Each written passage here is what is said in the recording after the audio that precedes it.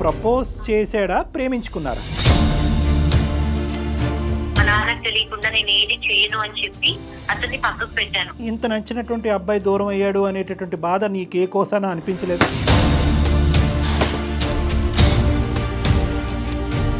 ప్రేమగా నటించాడా, నిజంగా ప్రేమించేవాడా? చెప్పేశాను డాక్టర్ ప్రతిదీ.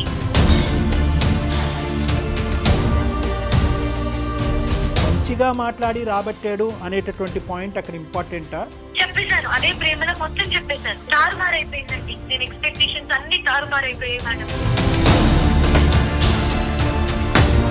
నివృత్తి చేసుకోడా ఆ అమ్మాయిని అడిగి? కొట్టినా పర్వాలేదు డాక్టర్, నేను కాసేపు మందు రాసుకున్నా నొప్పి మర్చిపోగలను, కానీ మనసుకు తగిలిన గాయం మాత్రం నాకు అసలు బాధదు డాక్టర్.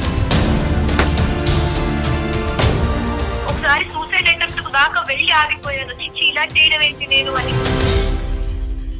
ఒక ఆడది తలుచుకుంటే గడపకు కూడా తెలియదని చెప్తారు, సామెత ఉంది మనకి. వెల్కమ్ టు అందమైన జీవితం. నమస్తే డాక్టర్ గారు. మెయిల్ ఒకటి వచ్చిందండి, నేను నైటే చూశాను, మీకు బ్రీఫ్గా చెప్తానండి, తర్వాత మనం కాలర్తో మాట్లాడదాము. అమ్మాయి పేరు విజయలక్ష్మి, మనకి వరంగల్ నుంచి మెయిల్ చేసింది. అగ్రకులంలో పుట్టిన అమ్మాయి అండి. మ్యారేజ్ అయింది, ఒక బాబు, 5 సంవత్సరాల బాబు ఉన్నాడు. ఒక సెన్సిటివ్ విషయం కళ్యాణ్ గారు, అంటే ఇలాంటి విషయాలకు కూడా సమస్యలు వస్తున్నాయా అనే విషయం నాకు అనిపించింది అనమాట. సో డెఫినెట్గా ఒకసారి మనం ఆమెతో మాట్లాడదామండి. బ్రీఫ్గా నేను చెప్పాను, మిగతాదంతా తన మాట ద్వారా విందాం మనం. తప్పకుండా కాల్ చేయనండి. చేయండి ప్లీజ్.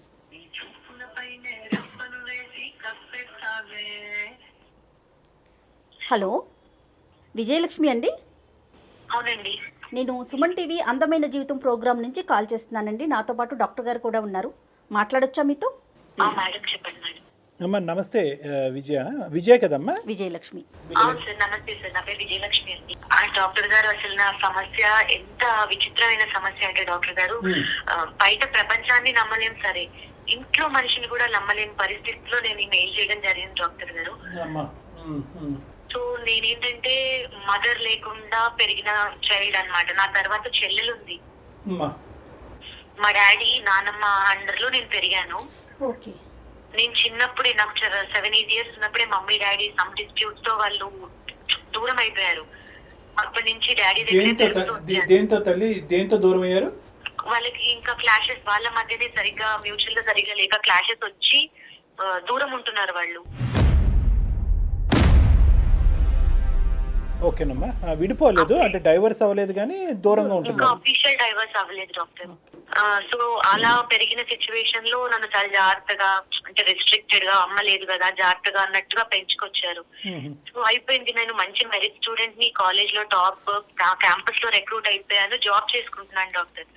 ఇంకా మా ఫాదర్ ఏమనుకున్నారో ఏంటో, ఇంకా ఒక అమ్మాయికి పెళ్లి చేసేద్దామనే థాట్ లో ఆయన ఉన్నారు. ఇంటికి పెద్ద నేనే, సరే సంబంధాలు చూడటము చేయడము అన్ని చేస్తున్నారు. ఈ మ్యాచ్ వచ్చింది డాక్టర్ నాకు, మా హస్బెండ్ ది. జాబ్ లో ఉన్నప్పుడే నేను మ్యాచ్ వచ్చింది, ఇంకా ఓకే సెటిల్ అయ్యాను కదా, నేను మా నాన్న వాళ్ళని కూడా చూసుకోవచ్చు, నాకు ఒక ఫ్యామిలీ అవుతుంది అని ఒక థాట్ తోటి పెళ్లికి ఒప్పుకున్నాను. సేమ్ 2016 లోనే మ్యారేజ్ కూడా అయిపోయింది. ఆయన అప్పుడు అసలు ఎంత బాగా మాట్లాడారంటే, నీ మనసులో ఉన్నవన్నీ నాకు చెప్పు, మన ఇద్దరి మధ్య ఎలాంటి ట్రాన్స్పరెన్సీ ఉండకూడదు, రేపన్న రోజున ఎవరు థర్డ్ పర్సన్ మనకి రాకూడదు అని చెప్పి ఎంత బాధ్యతగా మాట్లాడి కూర్చోబెట్టారో. ఆయన ప్రేమకి నిజంగా నేనైతే మా నాన్న తర్వాత ఎక్స్పెక్ట్ చేసుకున్నాను డాక్టర్ ఆయన్ని. అలాంటి సిచ్యువేషన్ లో నా బాధలని చెప్పమని అడిగేసరికి, ఇన్ని రోజులు తల్లి లేకుండా పెరిగి చెప్పేసుకున్నా అన్ని చక్కగా. చిన్నప్పటి నుంచి నేను ఎలా పెరిగాను ఏంటి, అమ్మా నాన్న చిన్నప్పటి నుంచే నీ చిన్నతనం నుంచే విడిపోయి దూరంగా ఉంటున్నారు, నువ్వు ఒంటరిగా నాన్నతో పాటే పెరిగావు అనేటటువంటి అంశం అయితే కనుక పెళ్లికి ముందే తెలుసు అతనికి. అదంతా తెలుసు. ఏ కారణం చేత అంటే, ఇప్పుడు నాకు ఇంకా కారణం చెప్పలేదు నువ్వు, అమ్మ నాన్న ఏ కారణం చేత దూరం అయ్యారు అన్నది, ఆ కారణం కూడా తెలుసా మీ భర్త గారికి? ఏ కారణం అమ్మా, అంటే నువ్వేం తప్పుగా అనుకోకపోతే ఏ కారణం చేత అమ్మ నాన్న దూరం అయ్యారమ్మా? అంటే మా అమ్మగారు కొంచెం డిఫరెంట్ బిహేవ్ చేయడము, అంటే వర్కింగ్ ఉమెన్ ఆవిడ ఇష్టం ఉన్నట్టుగా చేసేయడము, చెప్పింది వినకపోవడము, మా ఫాదర్ కి కొంచెం రఫ్ గా బిహేవ్ చేయడం. ఎందుకంటే మగవాళ్ళు కొంచెం లిమిట్ లో ఉంటేనే వాళ్ళు యాక్సెప్ట్ చేస్తారు అనే ఎందుగా ఉంటుంది కదా, అలా ఉండకుండా ఆవిడ ఇష్ట ప్రకారంగా ఉండడం వల్ల మా నాన్నకు కూడా నచ్చలేదు. నువ్వు ఇలా ఉండద్దు అని చెప్పి చూశారు. ఆవిడ నా ఇష్టం, నేను ఇలాగే ఉంటాను అని చెప్పి కొంచెం రఫ్ గా మాట్లాడడం, ఇలా చేయడం జరిగింది డాక్టర్. దాని వల్లే వాళ్ళు దూరంగా ఉన్నారు. ఇప్పటికే ఆవిడ బిహేవియర్ లో మార్పు లేదని ఇంకా అలా కంటిన్యూటీ అలాగే ఉంది డాక్టర్ గారు. మ్యారేజ్కి ముందు ఐ మీన్ మ్యారేజ్ అయినాక మొత్తం మీకు సంబంధించిన ప్రతి విషయం కూడా ఆయనతో షేర్ చేసుకున్నారు అంతేనా విజయలక్ష్మి? ప్రతిదీ చెప్పాను మేడం. ఎలా అంటే కాలేజ్ తర్వాత ఇవన్నీ చెప్పాక కాలేజ్ డేస్ లో కూడా నీకు ఏమన్నా లైఫ్ ఎలా ఉండేది, నువ్వు స్టూడెంట్ మెరిట్ స్టూడెంట్ గానీ ఏమన్నా ప్రపోజల్స్ కానీ నీకు నచ్చిన వాళ్ళు కానీ ఇలా ఎవరైనా ఉన్నారా అని ఈ వేలో అడగడం స్టార్ట్ చేశారు డాక్టర్. ఓకే. నేను దానికి కూడా చెప్పాను. అంటే నాకు ఒక అతను వచ్చి ప్రపోజ్ చేశాడండి, అతనికి నేనంటే ఇష్టమని చెప్పాడు, పెళ్లి చేసుకుంటానని చెప్పాడు. కానీ నేను మా నాన్నను మాట్లాడాలి, మా నాన్న ఓకే అంటే నాకు పర్వాలేదు, మా నాన్నకు తెలియకుండా నేను ఏది చేయను అని చెప్పి అతన్ని పక్కకు పెట్టాను. అతను వచ్చి మా నాన్నతో మాట్లాడడం జరిగింది. మా నాన్నగారు ఒప్పుకోలేదండి దానికి. ప్రపోజ్ చేశాడా, ప్రేమించుకున్నారా? లేదు డాక్టర్, నాకు వచ్చి ప్రపోజ్ చేశాడు ఆయన. నీ మనసులో అతనికి ఒక స్థానం ఉండేదా ఆ టైంలో? ఉంది డాక్టర్. ఎందుకంటే సేమ్ క్లాస్, అతన్ని చూస్తూ ఉన్నాను, అతను మాట్లాడటము, అతని బిహేవియర్ వేరే వాళ్ళతో ఉండేది. So you loved him. నీకు అతనంటే ప్రేమ ఉండేది? ఉండేదండి. ఎక్కడో సాఫ్ట్ కార్నర్ ఉండేది, నాకు ఇష్టపడి ఉంది. అంటే నేను ఇలా చెప్పాను, మా ఫాదర్ ఒప్పుకుంటేనే చేసుకుంటాను. అతను వచ్చి అడగడం జరిగింది మా ఫాదర్ ని. మా ఫాదర్ ఒప్పుకోలేదు, డైరెక్ట్ గా ఒప్పుకోలేదు. రీజన్ ఏమై ఉండొచ్చు Vijayalakshmi? Caste madam. Okay okay. And ఇక్కడ తేవచ్చు ఏమో ఓపెన్ గా చెప్పేస్తున్నాను, బట్ మాది కొంచెం పెద్దది, వాళ్ళది కొంచెం తక్కువ. ఆ ఒక్క రీజన్ తో మీ ఫాదర్ యాక్సెప్ట్ చేయలేదు? నేను లవ్ చేసినా పర్లేదు కానీ క్యాస్ట్ డిఫరెన్స్ వస్తే నేను చెయ్యను ఓకే అని చెప్పి ఆ అబ్బాయికి చెప్పే రకంగా అబ్బాయికి చెప్పి పంపించి నాతో తర్వాత కూర్చొని మాట్లాడారు మేడం. మాట్లాడి వద్దమ్మా నీకు రేపు లైఫ్ ఉండదు అన్ని చెప్తే, సరే డాడీ చిన్నప్పటి నుంచి మీరు చెప్పిందే నేను విన్నాను కాబట్టి నా లైఫ్ ఏంటో మీకు తెలుస్తుందని నేను కూడా కాంప్రమైజ్ అయిపోయి జాబ్ లో జాయిన్ అయిపోయి పెళ్లి చేసేసుకున్నా ఆయనని. ఇదే మాట ఈయనకి కూడా చెప్పాను, మా హస్బెండ్ కి కూడా. కాదు విజయలక్ష్మి నాన్నగారు మీతో మాట్లాడినప్పుడు మీరు కన్విన్స్ అయ్యారా, లేకపోతే పరువు మర్యాద ఇవన్నీ ఆలోచించి ఆగిపోయారా? లేదు, మా నాన్నగారు చెప్పిన వేలో నేను చాలా కన్విన్స్ అయ్యాను. ఎందుకంటే మా నాన్నగారు వాళ్ళది కూడా లవ్ మ్యారేజ్ అండి. వాళ్ళది లవ్ మ్యారేజ్, వాళ్ళకి తెలుసు ప్రేమ అంటే, ఆయనకి తెలియకుండా లేదు. కాకపోతే చూసారు కదా ఇలా అయిపోయింది. ఆయన ఏం జాగ్రత్త తీసుకున్నా నాకు తీసుకుంటారని తెలిసి నమ్మకం ఉంది నాకు. ఓకే. కానీ ఫస్ట్ లవ్ లాగే అనిపిస్తుంది. ఇంత నచ్చినటువంటి అబ్బాయి దూరం అయ్యాడు అనేటటువంటి బాధ నీకు ఏ కోసాన అనిపించలేదా? ఆ పెయిన్ ఏమైనా ఫీల్ అయ్యారా మీరు? ఆ పెయిన్ చాలా ఫీల్ అయ్యానండి లోపల, చాలా అంటే చాలా. కానీ మా నాన్నగారు నన్ను 25 ఏళ్ళు పెంచిన ప్రేమకి నేను ఒక విలువ ఇవ్వాలి. అంటే తను రెండు ఇష్యూస్ ని బేరీజ్ వేసుకుంది డాక్టర్ గారు, రెండు వైపులా ఆలోచించుకుంది, చాలా మెచ్యూర్డ్ గా ఆలోచించింది అనుకోవాలేమో. రైట్ విజయలక్ష్మి, నెక్స్ట్ ఏంటండి? మా హస్బెండ్ కి చెప్పానండి కూర్చోబెట్టి, ఇలా జరిగిందండి, మా నాన్నగారు ఒప్పుకోలేదు, సరే మేము కూడా హ్యాపీగా ఎవరికి వాళ్ళు మూవ్ ఆన్ అయిపోయాం లైఫ్ లో అని చెప్తే మా హస్బెండ్ కూడా చాలా పాజిటివ్ గా తీసుకున్నారు. ఇవన్నీ జరుగుతుంటాయి లైఫ్ అన్నాక ఉంటాయి అని చెప్పారు. అసలు నేనైతే చాలా హ్యాపీ అయ్యాను, అమ్మయ్య నా లైఫ్ లో మా హస్బెండ్ కి తెలియని విషయం అంటూ ఏం లేదు, ఇంకా నా లైఫ్ చాలా బాగుంటుంది, ఫాదర్ తర్వాత ప్రేమగా చూసుకునే హస్బెండ్ దొరికాడు అని ఒక హోప్ తో వచ్చేసింది మొత్తం లైఫ్. కాదు విజయలక్ష్మి, మీకు మ్యారేజ్ అయిపోయిన తర్వాత ముందతను మళ్ళీ ట్రై చేయటం కానీ మీతో మాట్లాడే ప్రయత్నం చేయటం కానీ అలా ఏం జరగలేదు? కాంటాక్ట్ లో ఉన్నావమ్మా? లేదండి, నేను అసలు కాంటాక్ట్ లో లేనండి అతనితో. నార్మల్ గా ఫేస్బుక్ లో అతను ఉండడము, ఫ్రెండ్స్ లిస్ట్ లో అన్ని ఉంటాయి. కాకపోతే నేను అతన్ని కాంటాక్ట్ చేయడము, అతను నన్ను కాంటాక్ట్ చేయడం అనేది ఇప్పుడు దాకా జరగలేదండి. మంచిగా మాట్లాడి రాబట్టాడు అనేటటువంటి పాయింట్ అక్కడ ఇంపార్టెంటా, లేదంటే నువ్వు ఎలాగన్నా చెప్పిండే? ఎగ్జాక్ట్లీ డాక్టర్ గారు చెప్పేశాను డాక్టర్ ప్రతిదీ. ఆయన కూడా రిసీవ్ చాలా బాగా చేసుకున్నారు. ప్రేమగా నటించాడా, నిజంగా ప్రేమించేవాడా? స్టార్టింగ్ లో నిజంగా ఆ టైంలో ప్రేమించేవారండి. రైట్. ఓకే.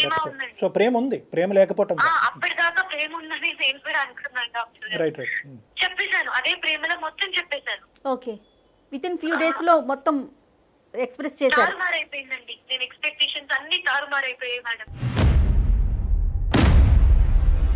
4 years బాబండి నాకు. అసలు ప్రతి వాక్ ఆఫ్ లైఫ్ లో నన్ను అనుమానిస్తున్నాడండి, ప్రతి వాక్ ఆఫ్ లైఫ్. పొద్దున పాలవాడు వచ్చి వాడితో మాట్లాడినా కూడా అసలు ఏంటి అంతసేపు మాట్లాడతావేంటి, ఇలా మాట్లాడతాం. పేపర్ వాడు వస్తే వాడితో మాట్లాడతా. అనుమానించడానికి సమూజీ లేకుండా అనుమానిస్తున్నాడండి. నేను వర్కింగ్ ఉమెన్ ని, ఒక పక్కన వర్క్ చేసుకుంటున్నాను, నేను చేసుకుని ఇంత ప్రెస్టీజియస్ గా ఉంది, పిచ్చి పనులు చేస్తానని ఎలా ప్రతి వాక్ ఆఫ్ లైఫ్ లో అనుమానిస్తున్నాడండి. అది ఇష్యూ అవ్వటం, మరి ఇద్దరు ఒకరికొకరు మాట్లాడుకోవటం జరుగుతూ ఉంటుందా విజయలక్ష్మి? దాని గురించి నేను చాలా సార్లు ఆయన్ని కన్విన్స్ చేసి అలా కాదండి జరిగింది చెప్పాను తప్ప నా లైఫ్ లో అలా ఉండదు, you are my life and complete గా నేను మీకే, అలా నా లైఫ్ లో ఏం లేదని కూడా కన్విన్స్ చేయడానికి చెప్పడానికి కూడా చూసాను మేడం. అంటే ఇప్పుడు జరిగేటటువంటి అంటే ఇప్పుడు ఈ చెప్పడానికే అసహ్యంగా ఉందమ్మా, పాలవాడు పోస్ట్ మ్యాన్ ఏవేవో అని అంటున్నావు. అంటే ఇప్పుడు జరిగేటటువంటి ఎదురయ్యేటటువంటి మగాల గురించి అతను ప్రధానమైనటువంటి అనుమానమా, లేదంటే ఆ గతంలో ఉండేటటువంటి అబ్బాయిని నువ్వు కంప్లీట్గా మనసులోంచి తీసేసేవా లేదా అనేటటువంటిది అతని ఆలోచన? అలా కొని నన్ను ఓపెన్ గా అడగాలి కదా డాక్టర్. ఇప్పుడు నీకు లైఫ్ లో జరిగే ఏమన్నా ఉన్నాయా, క్లీన్ హ్యాపీగా ఉన్నావా మొత్తం నాతో అని చెప్పి ఆయన స్పేర్ చేసి టైం మాట్లాడాలి డాక్టర్. అలా కూడా మాట్లాడరు ఆయన నాతో. He doesn't give a chance for communication. ఓకేనమ్మా. అలా కూడా మాట్లాడరు. ఇంకా నన్ను చాలా వెక్స్ అయిపోయారు. ఇప్పుడు నాకు 4 years బాబు డాక్టర్. అతను కూడా అబ్బాయి. రేపన్న రోజున నా నెక్స్ట్ జనరేషన్ బాధపడకూడదు, ఇలా నాలాగా సఫర్ అవ్వకూడదు, వాడు వాళ్ళ నాన్నని చూసి నేర్చుకోవడం అని గ్యారెంటీ ఏంటి? నాన్నగారితో మాట్లాడేవమ్మా? నీకు ఇష్టమైనటువంటి వ్యక్తి నాన్నగారితో నీ బాధను చెప్పుకున్నావా? విషయం అక్కడి వరకు వెళ్ళిందా? ఒప్పుకోరు, రానివ్వరు ఎవరిని. మా నాన్నతో మాట్లాడొద్దని చెప్పి రూల్స్ పాస్ చేస్తారు. ఇది ఇలా ఉంది డాక్టర్ గారు నా పరిస్థితి. అంటే మీ ఫాదర్తో కానీ సిస్టర్తో కానీ అంటే మీ ఫ్యామిలీతో మీకు ఇంకా రిలేషన్ లేదా విజయలక్ష్మి? లేదు మేడం, 2 years అయింది. కట్ చేసేసాడు మేడం, ఆయన కట్ చేసేసాడు. సరేనండి, అంటే డైరెక్ట్గా రిలేషన్ లేదు. మీరు ఒక ఎంప్లాయీ బయటకు వెళ్తారు కదా, బయట ఎక్కడైనా కలిసే ప్రయత్నం కానీ ఈ 2 yearsలో ఎప్పుడైనా మీరు కలిసి మీకు జరిగిన ఈ పెయిన్ని నాన్న ముందు ఏమన్నా డిస్కస్ చేశారా, పోనీ సిస్టర్తో కానీ?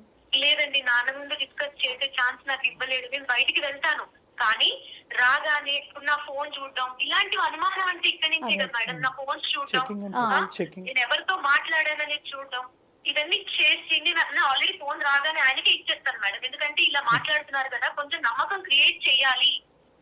కరెక్ట్ గా ఉంటేనే ఆయనకి నమ్మకం క్రియేట్ అవుతుంది అనే ఒక ఆలోచనతో నేను వాళ్ళతో కనీసం మాట్లాడడానికి కూడా ట్రై చేయలేదు. నాలో మార్పు ఉంటుందంటే ఆయన మారుతాడనే చిన్న ఆశతో వెయిట్ చేస్తున్నానండి. మాటల టార్చర్ వరకేనా లేదంటే చేతలు? అసలు అక్కర్లేదు, మాటలు చాలా మనసులో ఎలా గుచ్చుకుంటాయంటే ఆయన మాట్లాడే మాటలు చిన్న చిన్న మాటలు. అసలు చివరికి ఎవరన్నా అవనేది అసలు వాడెవరు అని కూడా మాటలతో హింసిస్తున్నాడు అతను. కొట్టినా పర్వాలేదు డాక్టర్, నేను కాసేపు మందు రాసుకున్నా నొప్పి మర్చిపోగలను, కానీ మనసుకు తగిలిన గాయం మాత్రం నాకు అసలు మానదు డాక్టర్. విజయలక్ష్మి, వాళ్ళ పేరెంట్స్ ఏంటండి? అతని మీ హస్బెండ్ వాళ్ళ పేరెంట్స్ ఉన్నారా? వాళ్ళకి తెలుసా ఈ విషయాలన్నీ? అసలు వాళ్ళు నాతో సరిగ్గా ఉండరు. వాళ్ళు కూడా వాళ్ళ తమ్ముడికే సపోర్ట్ చేస్తారు మేడం. ప్రతిదీ ముద్దుల తమ్ముడు అన్నంత ఇదిగా వాళ్ళు ప్రతిదీ వాళ్ళకి ఇంకా ఎక్కువ కావాలంటే నా మీద కల్పించి చెప్తారు. ఇంకా ఏమైనా చెప్పడానికి ఛాన్స్ ఉంది. ఎలాంటి సలహా కోసం మమ్మల్ని మెయిల్ పెట్టారు విజయలక్ష్మి? మీరు ఏమి ఎక్స్పెక్ట్ చేస్తున్నారు? మేడం నేనైతే మెంటల్ గా చాలా ఫిక్స్ అయిపోయాను. అసలు నాకు వద్దితను, ఇంకా నేను వెళ్ళిపోనా అని ఒక వైపు ఉన్నప్పటికీ అతని మీద ప్రేమ నన్ను ఆపేస్తుంది. నాకు చాలా ఇష్టం ఆయన అంటే. నాన్న తర్వాత అంత ప్రేమని ఈయనకే పంచాలి అనే మైండ్ సెట్ తో వచ్చిన మనిషిని నేను. వెళ్ళిపోదాం అనిపించి 2 times నేను యాక్చువల్గా వెళ్ళిపోదాం అనుకుని ఆగిపోయాను.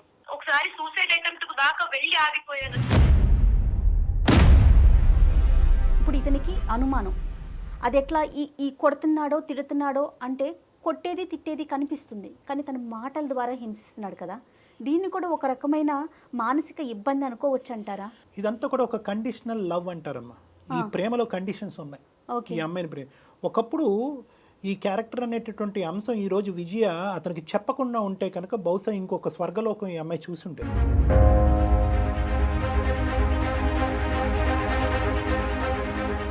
అతను కూడా అటువైపు నుంచి ఒక ఫిక్స్డ్ ఐడియాతో ఈ మ్యారేజ్లోకి వచ్చాడు. ఏంటంటే కనుక నాకు వచ్చేటటువంటి భార్య పెళ్లికి ముందు కానీ పెళ్లి తర్వాత కానీ పూర్తిగా నా మనిషి అయి ఉండాలి, నాకు తప్ప ఎవరికి సంబంధించినటువంటి వ్యక్తి అయి ఉండకూడదు అనే ఫిక్స్డ్ ఐడియాతో వచ్చాడు. ఈ ఫిక్స్డ్ ఐడియా దగ్గర నుంచే ఈ ఫిక్స్డ్ అనుమానం అన్న స్టార్ట్ అవుతుంది. ఇప్పుడు ఈ అమ్మాయి అంటే అసలు ఆ విషయం చెప్పకపోతే అతని బిహేవియర్ ప్రకారం మంచిగానే ఉండేవాడు అంటారా? కానీ ఇక్కడ ఏంటంటే catch-22 సిచ్యువేషన్ అంటారు దీన్ని. అంటే చాలా డిఫికల్ట్.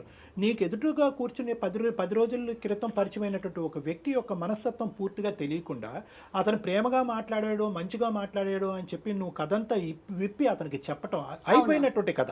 ఇప్పుడు నా మనసులో లేదు, ఆ ప్రేమ అనేటటువంటిది నేను అక్కడ ఆపేశాను అనేటటువంటి కథను ఇప్పుడు నీ భర్తకు చెప్పటం వల్ల నువ్వు కొత్తగా నీ జీవితంలో హింస అనేటటువంటి అంశానికి ఒక తావునిస్తున్నావా అనేటటువంటి ప్రశ్నని నేను వాళ్ళకి సహజంగా అడుగుతా.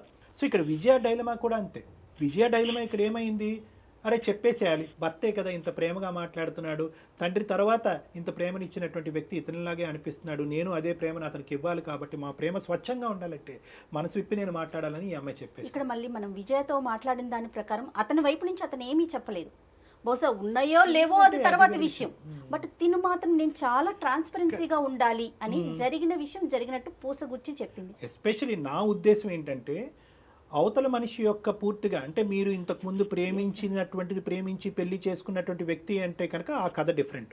ఫస్ట్ టైం మీకు పరిచయమైనటువంటి వ్యక్తి మీ ఇమ్మెచ్యూరిటీ వల్ల అవనియండి, ఇంకో స్థాయి వల్ల అవనియండి, ఆ వ్యక్తిని పూర్తిగా స్టడీ చేయకుండా ఇటువంటి క్రిటికల్ అంశం వేరే అంశాలు వద్దు. అంటే వేరే అంశాలు అంటే రెండు సార్లు ఎంగేజ్మెంట్ అయింది, 2 సార్లు ఎంగేజ్మెంట్ క్యాన్సిల్ అయింది, లేదంటే చిన్నప్పుడు మా బావ నన్ను పెళ్లి చేసుకోవాలని అనుకున్నాడు కానీ అది కుదరలేదు, ఇలాంటి అంశాలు ఓకే. కానీ ప్రేమ, కాలేజీలో ఉన్నాము, అతను నన్ను లవ్ చేశాడని చెప్పి మీరు తర్వాత ఎన్ని విధాలుగా మాడిఫై చేసినా కూడా ఈ రోజుకి కూడా మీ భర్త గారి మనసులో ఏంటంటే మీరు చెప్పినటువంటి కథాంశం అనేటటువంటిది పూర్తిగా 10% కూడా అతను నమ్మట్లేదు.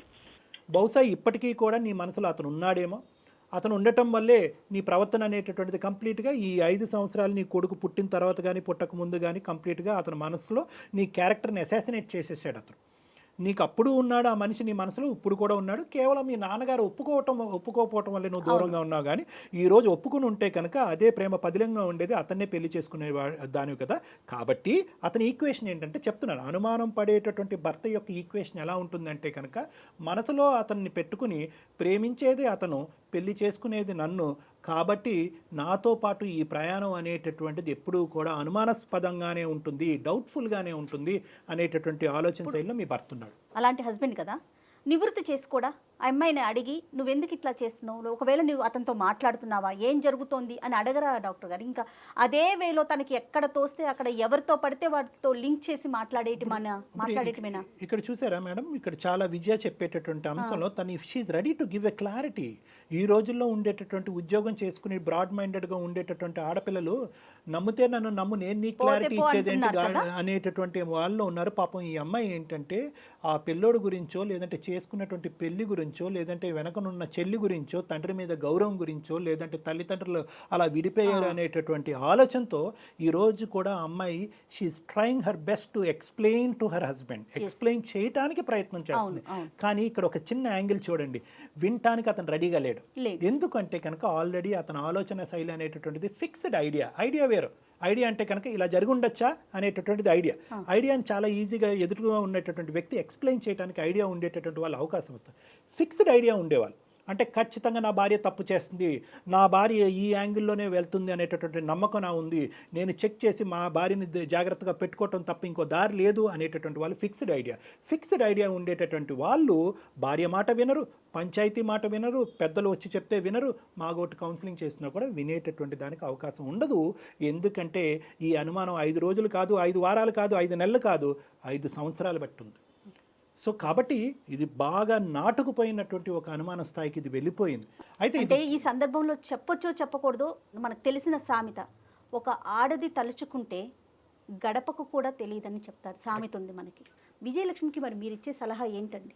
ఇందాక సార్ అన్న దాంట్లో అంటే తను మార్చుకోవాలని ప్రయత్నం చేస్తున్నారు అంటే నన్ను నా గురించి పెళ్లికి ముందు ఎంక్వైరీ చేసుకున్నారండి చుట్టుపక్కల.